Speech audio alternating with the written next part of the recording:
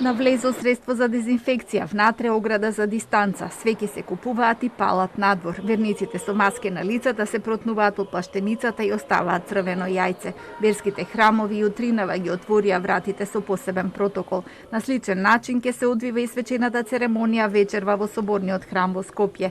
Свештениците ги повикуваат болните верници да си останат дома, а тие што ќе дојдат да бидат одговорни и кон себе и кон другите. Причест ќе се одвива на повеќе места. Има 2-3 путери и 2-3 лажички, но со исто лажице. Во причесната ние никој пат не сме се сомневале православните, нити ќе се сомневаме. Тоа е од Бога. Бога го примаме. Бог е свет. Бог не носи болест, Бог носи здравје, спасение и сето на што треба. Ќе апелираме први на сите верници преку телевизиите и кога ќе доаѓаат тука за заштита од ковид. Поставиме доста луѓе редари, веќе ангажиравме и студенти на теолошкиот факултет и луѓе кои што се верници ќе бидат облечени во стихари. Исто така околу церемонијата ќе имаме редари за светата на врата, гледате, имаме исто така средства се што треба, значи ќе ги земеме сите мерки, но пред се апелираме на совеста на граѓаните и на верниците. Не се сомнеам ја во нив.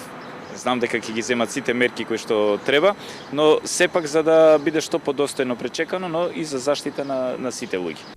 И од другата страна на булеварот се прават подготовки, но од поинаков тип. Кафулињата и рестораните повторно ги отворија летните тераси. На секоја маса средство за дезинфекција, персоналот со маски, но гостите се ретки. Укинувањето на полицискиот час нема да важи за угостителските објекти. Тие ќе работат до 20 часот. За граѓаните пак денеска нема полициски час.